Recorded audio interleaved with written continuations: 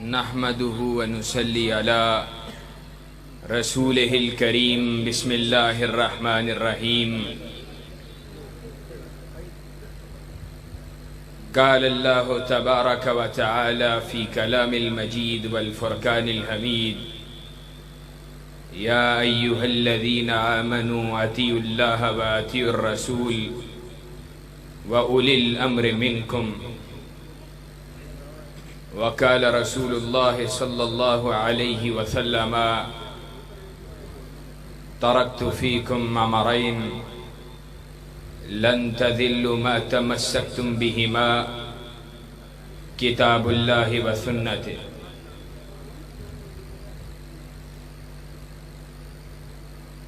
حضرات دی وقار، بزرگوں، دوستوں اور بھائیوں، چند باتیں مسلک کتاب و سنت کی دعوت اور چند باتیں اپنا درد دل آپ کے سامنے رکھ کے آپ سے اجازت چاہوں گا. کائنات کے امام جناب محمد رسول اللہ صلی اللہ علیہ وسلم، ان کا مقام کس قدر بلند ہے. اللہ رب العزت نے کلام اللہ کے اندر اس بات کا اعلان فرما دیا، وَرَفَعْنَا لَكَ ذِكْرَكَ، حبیب ہم نے آپ کے تذکروں کو بلند کر دیا ہے. آپ کو کس قدر بلندی مقام سے نوازا، آپ اس بات سے اس کا اندازہ لگا سکتے ہیں کہ اللہ رب العزت نے طرح طرح کی مخلوقات کو پیدا کیا، انگنت لا تعداد بے شمار مخلوقات کو پیدا کیا. سائنس کی اس ترقی کے دور کے اندر جب کیمرہ بھی ایجاد ہو چکا ہے، انٹرنیٹ کی سہولت بھی موجود ہے،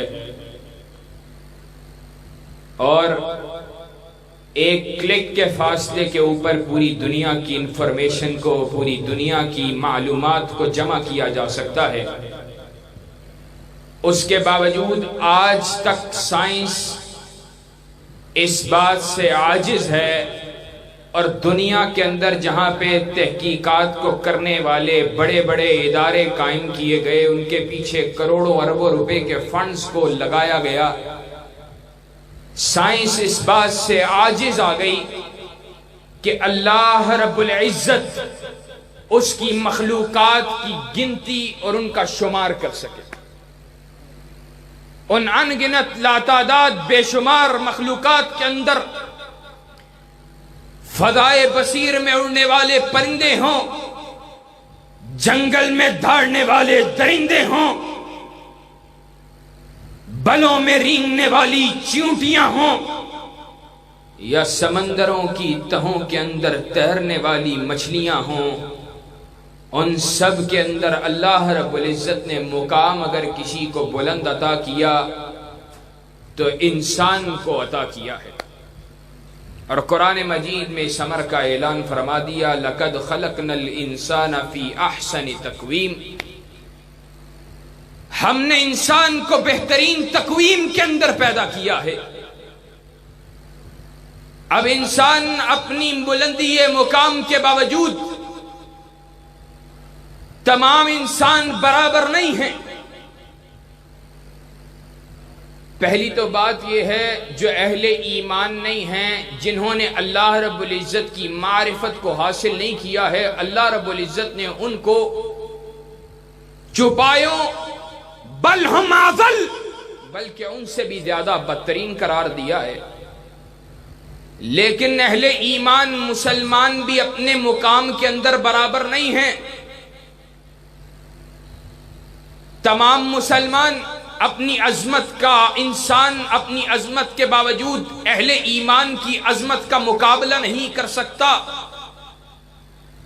ان سے مقام میں بلند صلحاء ہیں، صلحاء سے مقام کے اندر بلند شہداء ہیں، شہداء سے مقام کے اندر بلند صدیقین ہیں، اور صدیقین سے مقام کے اندر بلند انبیاء ہیں، اور انبیاء علیہم السلام اپنی بلندی مقام کے باوجود بھی تمام ایک برابر نہیں ہیں. اگرچہ اہل حدیث کا منہج یہ ہے لا نفرق بین احد من، ہم رسولوں میں سے کسی ایک کے درمیان تفریق کے قائل نہیں ہیں، لیکن تلک الرسل فضلنا بعضهم علی بعض منهم من کلم اللہ ورفع بعضهم درجات. اللہ رب العزت نے انبیاء علیہم السلام رسولوں کے اندر بھی بعض کو بعض پہ فضیلت عطا کی ہے. تو پھر بات کیسے بنتی ہے؟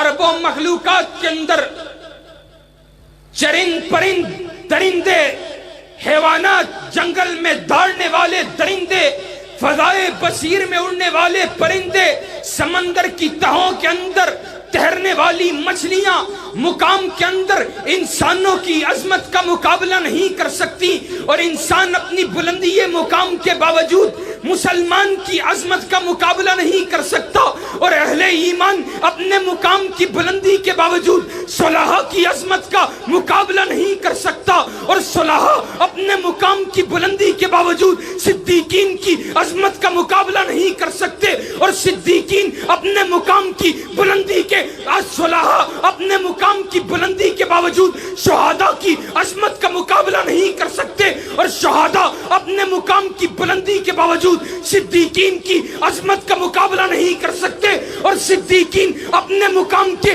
بلندی کے باوجود انبیاء کی عظمت کا مقابلہ نہیں کر سکتے، اور انبیاء اپنے مقام کی بلندی کے باوجود رسول اللہ کی عظمت کا مقابلہ نہیں کر سکتے، اور رسول اللہ اپنے مقام کی بلندی کے باوجود اولو العزم رسولوں کی عظمت کا مقابلہ نہیں کر سکتے. اور ساری کائنات ایک طرف ہو، صلحاء ایک طرف ہو، صدیقین ایک طرف ہو، شہداء ایک طرف ہو، انبیاء ایک طرف ہو، ساری کائنات کے رسول اللہ ایک طرف ہو، ساری کائنات کے شہداء، صدیقین، صلحاء، انبیاء کے بعد رسول اللہ، اولو العزم رسول ایک طرف ہوں، اکیلے کائنات کے امام کی عظمت کا مقابلہ نہیں کر سکتے. نعرہ تکبیر، شان مصطفیٰ، مقام مصطفیٰ، رفعت مصطفیٰ، بلندی مصطفیٰ، شان صحابہ، عظمت صحابہ، علامہ قیم الہی ظہیر صاحب. پہلی بات انتہائی وضاحت کے ساتھ، میں نہ لفظ علامہ کا اہل ہوں، نہ اس کو اپنے لیے پسند کرتا ہوں. باہر کیف بات کر رہا تھا، کائنات کے امام جناب محمد الرسول اللہ کا مقام میں نے بیان کیا، اور یہ بات میں نے اپنی طرف سے نہیں کہی ہے. کائنات کے امام وادی بطحا میں لیٹے ہوئے تھے. کائنات کے امام نے کہا میرے پاس دو فرشتے آئے. کہا، ایک نے دوسرے کو مخاطب ہو کر کہا اہو کیا یہ وہی ہے؟ کہا ہاں یہ وہی ہے. کہا اس کے بارے میں بڑی باتیں سنی ہیں، اس کے بلندی یہ مقام کے بڑے تذکرے سنے ہیں، آؤ اس کو تولے تو صحیح. کہا مجھے ایک کے ساتھ تولا گیا، میزان کو قائم کیا گیا، ایک کے ساتھ تولا گیا. کہا میرا پلڑا باری. 10 کے ساتھ تولا گیا، 100 کے ساتھ، 1000 کے ساتھ، 10,000 کے ساتھ، حتیٰ کہ کائنات کے امام نے خود اعلان فرمایا. کہا فرشتے نے مخاطب ہو کر دوسرے سے کہا اس کو اس طرح مت تولو، اگر ساری کائنات کو ایک پلڑے میں ڈالا جائے، تنہا مصطفیٰ کو دوسرے پلڑے میں ڈالا جائے، ساری کائنات کا پلڑا ہلکا ہوگا، کائنات کے امام کا پلڑا بھاری ہوگا. اور آج یہی اہل حدیث کی دعوت ہے، یہی اہل حدیث کا منہج. میں نے آیات پڑھی، میں نے آیت مبارکہ تلاوت کی اور حدیث مبارکہ تلاوت کی ہے. کہا اے ایمان والو، اللہ اور اس کے رسول کی اطاعت کرو. بتلاؤ کائنات کے امام جیسے بلند مقام والے کے ہوتے ہوئے کسی دوسرے کی بات کائنات کے امام کی بات کے مقابلے پہ چل سکتی ہے؟ اور چل سکتی ہے؟ تو پھر اہل حدیث کی دعوت بھی یہی ہے. اہل حدیث کی دعوت یہ ہے، اور لوگوں اپنے اپنے اماموں کی باتیں کرنے والوں، اور تمہاری باتوں اور تمہاری دعوت کا عالم تو وہ ہے جو قوم موسیٰ علیہ السلام اس کا عالم تھا. اللہ رب العزت نے آسمان سے من و سلوہ کو نازل کیا. قوم موسیٰ کے لوگ وہ کس قدر نااہل ہیں. وہ کہتے ہیں ہمیں آسمان سے آنے والے کھانوں کی ضرورت نہیں ہے، ہمیں زمین کے پیاز کی ضرورت ہے، زمین کے تھوم کی ضرورت ہے، زمین کے لہسن گنڈے کی ضرورت ہے. اللہ رب العزت نے کلام اللہ کے اندر اس بات کا اعلان فرما دیا، اتستبدلون الذی هو ادنی بالذی هو خیر. کیسے ظالم ہو، کیسے ناعاقبت اندیش ہو، کیسے نااہل ہو، او اعلیٰ کو چھوڑتے ہو، ادنا کے پیچھے بھاگتے ہو. اہل حدیث کا اعلان کیا ہے؟ اہل حدیث کا اعلان یہ ہے، فقہ حنفی کو زمین پہ لکھا گیا، فقہ مالکی کو زمین پہ لکھا گیا، فقہ شافعی کو زمین پہ لکھا گیا، اور جتنی بھی فقہ ہیں ان کو زمین پہ لکھا گیا ہے. آسمان سے کوئی چیز آئی ہے تو یا رب کا قرآن آیا ہے یا کائنات کے امام کا فرمان آیا ہے. بتلاؤ ہمارا عقیدہ ہے کہ نہیں ہے؟ انشاءاللہ جب تک ہم زندہ ہیں مسلک کتاب و سنت کی دعوت دیتے رہیں گے. انشاءاللہ دو گے؟ مسلک کتاب و سنت کی طرف لوگوں کو بلاؤ گے؟ اور آج کس قدر افسوس کی بات ہے، بات کو تیزی کے ساتھ منطقی انجام کی طرف لے کے جا رہا ہوں.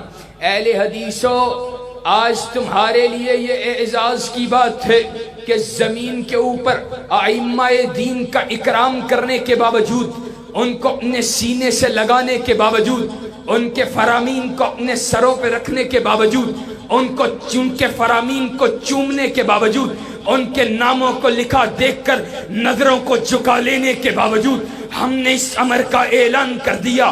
ہم نے کہا ساری کائنات ایک طرف بلاتی ہو، احمد ابن حنبل ایک طرف بلاتا ہو، ابن تیمیہ ایک طرف بلاتا ہو، امام شافعی ایک طرف بلاتا ہو، امام مالک ایک طرف بلاتا ہو، امام ابو حنیفہ علیہ رحمہ ایک طرف بلاتا ہو، رحمت اللہ علیہ رحمتم واسعتن ایک طرف بلاتے ہوں، تمام ائمہ دین رحمہم اللہ ایک طرف بلاتے ہوں، ساری کائنات ایک طرف بلاتی ہو، تنہا مینا کلال دوسری طرف بلاتا ہو، ساری کائنات کی بات کو دیوار سے دے مارا جائے گا، کائنات کے امام کی بات پہ حرف کو نہیں آنے دیا جائے گا. نعرہ تکبیر، حضرت مصطفیٰ، شان مصطفیٰ. اور ہمارا اعلان یہ ہے، اہل حدیثوں، تم کائنات کے امام کے مقابلے پہ ابو حنیفہ و احمد ابن حنبل رحمہ اللہ ان کی بات کو تو نہیں مانتے، لیکن کس قدر افسوس کی بات ہے، کائنات کے امام کے نظام کے مقابلے پہ زرداری، نواز شریف اور عمران خان کے نظام کو مان لیتے ہو. کائنات کے رب نے کہا هو الذی ارسل رسولہ بالہدی ودین الحق لیظہرہ علی الدین کلہ. کائنات کا امام دنیا میں آیا، آپ کو بھیجا گیا جہاں پہ آپ کی آمد کا مقصد لوگوں کی عبادات میں اصلاح، لوگوں کو روزے کا پتہ دینا، لوگوں کو نمازوں کا پتہ دینا، لوگوں کو زکوٰۃ کا پتہ دینا، لوگوں کو حج بیت اللہ کا پتہ دینا تھا. وہاں پر آپ کی آمد کا ایک بڑا مقصد یہ تھا کہ اللہ کی دھرتی پہ اللہ رب العزت کے نظام کو نافذ کر دیا جائے، اللہ کی دھرتی پہ اللہ کے قانون کو نافذ کر دیا جائے، اللہ کی زمین پہ اللہ کی حکمرانی کا قیام کر دیا جائے، اللہ کی قسم میں کہا کرتا ہوں، اللہ کی قسم کائنات کے رب کا عطا کردہ یہ نظام، کائنات کے رب کی عطا کردہ یہ شریعت، یہ اس قدر عظیم ہے کہ کائنات کا رب اس کو عطا کرنے کے بدلے اپنی ذات کے لیے کچھ بھی نہیں مانگتا.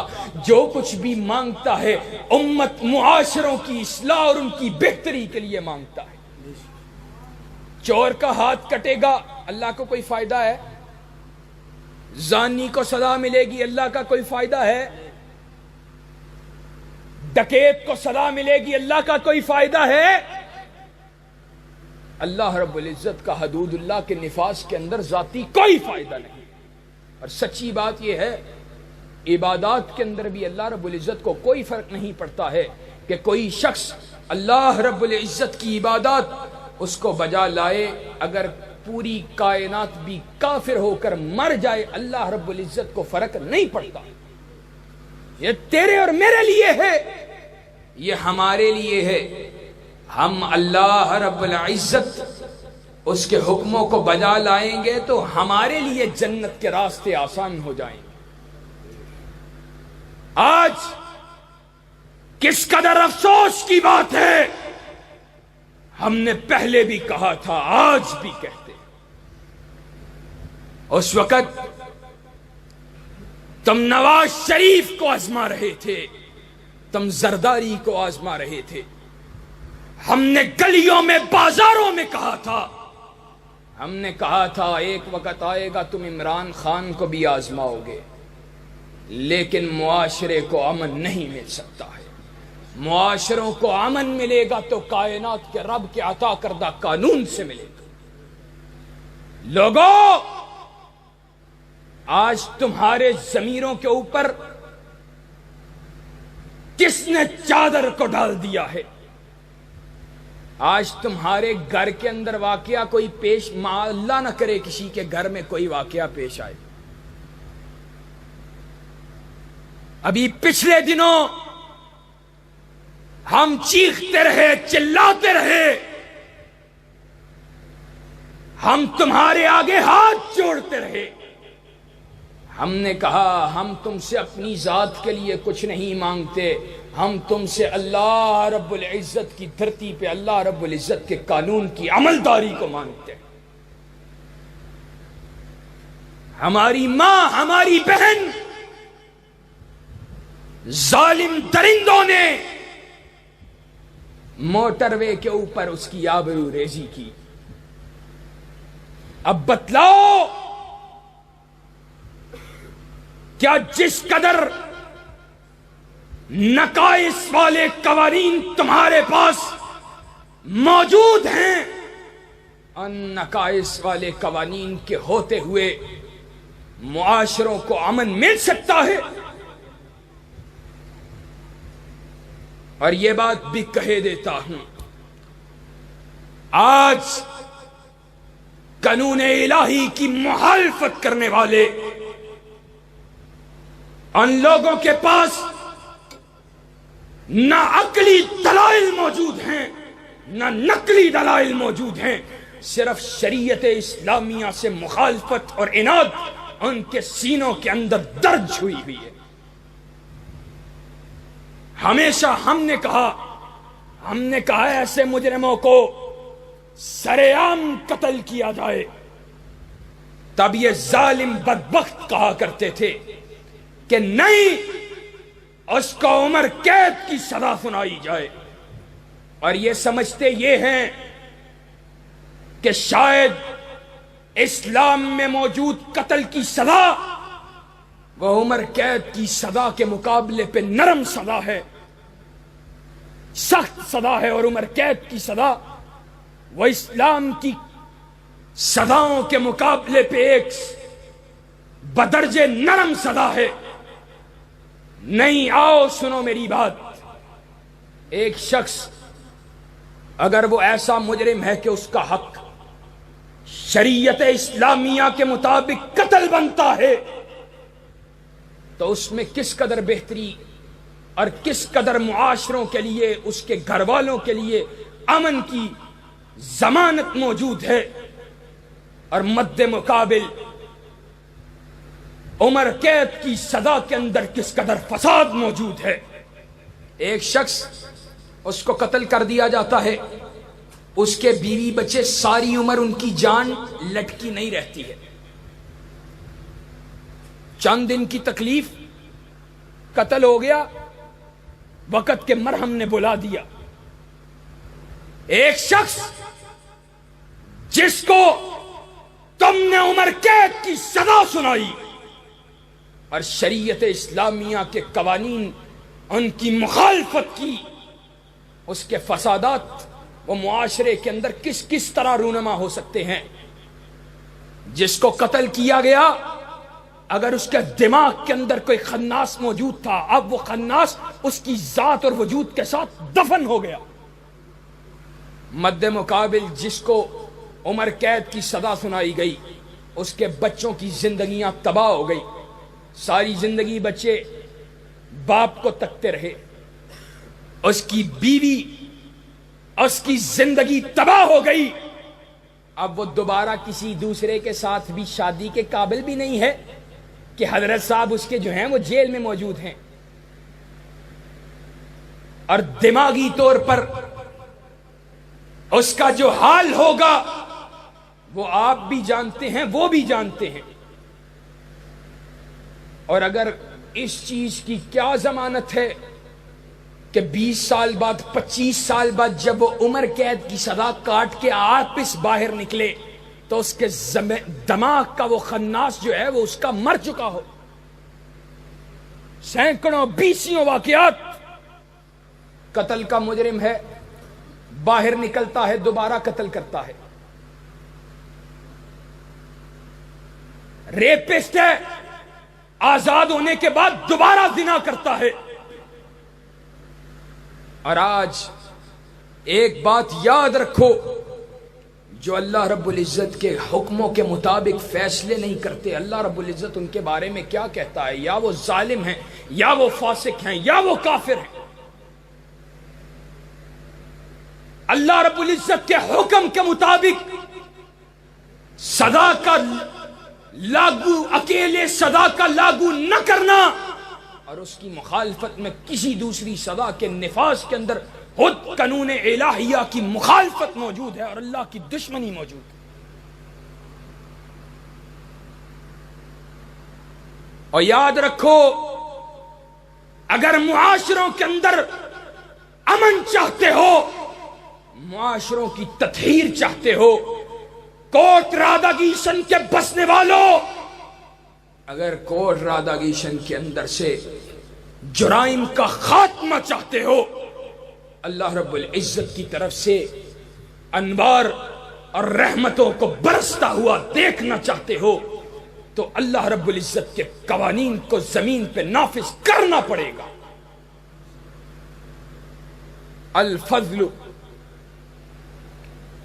الفضل بما شہدت بہ الاعداء. جادو وہ جو سر چڑھ کے بولے. آج سے 12 سال قبل archbishop of Canterbury doctor William Rowans نے کہا تھا انگلینڈ کے مسائل، عیسائی پادری، اس نے کہا تھا انگلینڈ کے مسائل حل نہیں ہو سکتے جب تک محمد الرسول اللہ صلی اللہ علیہ وسلم کے عطا کردہ قانون، ان کی شریعت کو زمین پہ نافذ نہیں کر دیا جاتا. افسوس کی بات ہے وہ عیسائی ہو کر مانتا ہے، تو اہل توحید ہو کر، اہل حدیث ہو کر اس بات کو قبول کرنے کے لیے تیار نہیں ہے. اور قبول کرنے کا مطلب صرف زبانی طور پہ اس کا اظہار کر دینا نہیں ہوتا، بلکہ اس کے لیے جدوجہد کرنا ہوتا. اور یقین جانو، آخری بات کی طرف جا رہا ہوں، آج ملک کے اندر اہل سنت، اہل حدیثوں، تمہیں جاگنے کی ضرورت ہے. آج اسلام کے اوپر جگہ جگہ سے نقب لگانے کی کوشش کی جا رہی ہے. ہر چیز کے لیے وقت دیتے ہو، اپنے گھر بار کو وقت دیتے ہو، اپنے مال کو وقت دیتے ہو، تجارت کو وقت دیتے ہو، اسباب کو وقت دیتے ہو، اپنی اولاد کو وقت دیتے ہو، اور جس مقصد کے لیے پیدا کیا گیا تھا تمہیں، آج دفاع اسلام کے لیے وقت دینے کے لیے بھی تیار نہیں ہو۔ نبی کے صحابہ کی توہین ہو رہی ہے، آج کہیں نبی کے صحابہ کو لعنت ان پر کی جا رہی، اور کہیں پر سیدنا صدیق اکبر کو کافر کہا جا رہا۔ اور اہل حدیث وہ غفلت کی نیند سویا ہوا ہو، نہیں، ہم آج اس امر کا اعلان کر دینا چاہتے ہیں، اہل حدیث اب جاگ اٹھا ہے، انشاءاللہ جاگ اٹھے ہو، انشاءاللہ ہم جاگ چکے ہیں، اور نبی کے صحابہ کی گستاخی کرنے دیں گے، اور ہم صدیق کو گالی دینے دیں گے، اور ہم فاروق کو گالی دینے دیں گے، ہم ذوالنورین و حیدر کو گالی دینے دیں گے، انشاءاللہ ہم معاویہ کا بھی دفاع کریں گے رضوان اللہ علیہم اجمعین، اور صحابہ کے دشمنوں کو اس ملک سے بھگا کے چھوڑیں گے، اس ملک میں عظمت صحابہ کے ڈنکے بجا کے چھوڑیں گے۔ نعرہ تکبیر، شان صحابہ، عظمت صحابہ۔ عبداللہ ابن مسعود نے کہا تھا، ان اللہ نظر فی قلوب العباد فوجد قلب محمد صلی اللہ علیہ وسلم خیر قلوب العباد فاصطفاہ لنفسہ وبعثہ برسالتہ۔ کہا اللہ نے لوگوں کے دلوں کو دیکھا، لوگوں کے دلوں میں سب سے زیادہ بلند دل، بلند پایا دل، وہ اللہ کے نبی کے دل کو پایا، کہا آپ کے مقام کو بلند کیا، آپ کو منصب رسالت کو عطا کر دیا، کہا پھر لوگوں کے دلوں کو دیکھا، ثم نظر فی قلوب العباد فوجد قلوب اصحابہ خیر قلوب العباد۔ کہا پھر لوگوں کے دلوں کو دیکھا، نبی کریم کے دل کے بعد بلند ترین دل اگر کسی کے پایا تو وہ نبی کے صحابہ کے دلوں کو پایا، اور ان کو اللہ کے نبی کے وزراء بنا دیا، اور ہم نبی کے بعد، نبیوں کے بعد دنیا کے سب سے زیادہ بہترین دلوں والی جماعت پہ کسی کو بھونکنے دیں گے انشاءاللہ۔ جو نبی کریم اور انبیاء کے بعد سب سے زیادہ بلند ترین دلوں والی، سب سے زیادہ بہترین ترین دلوں والی جماعت کے بارے میں بکواس کرے گا، اہل سنت کا بچہ بچہ ایسے ہر بدبخت کے ساتھ ٹکرا کر اس کو پاش پاش کر دے گا۔ نعرہ تکبیر، نعرہ تکبیر، عظمت صحابہ۔ انشاءاللہ آخری بات حضرت شہید کے الفاظ میں کہے دیتا ہوں۔ حضرت شہید نے کہا تھا، کہا اور نبی کے صحابہ پہ تبرہ کرنے والوں اور نبی کے صحابہ کی گستاخیاں کرنے والوں، جاؤ سن لو، ہمارا اعلان یہ ہے، ہمیں بند کرو، دل بند، روح بند، جسم بند، دماغ بند، نظر بند، سب کچھ بند کر لو، لیکن ایک بات یاد رکھو، ساری کائنات کی قوتیں مل کر ہمارے سینوں سے سرور کائنات کے صحابہ کی محبت کو نکال نہیں سکتی ہیں۔ ہم اللہ کے فضل و کرم سے نبی کے صحابہ کی عظمت کو بیان کرتے رہیں گے اور دشمنان صحابہ کے دلوں پہ منہ تلتے رہیں گے۔ وآخر دعوانا ان الحمدللہ رب العالمین۔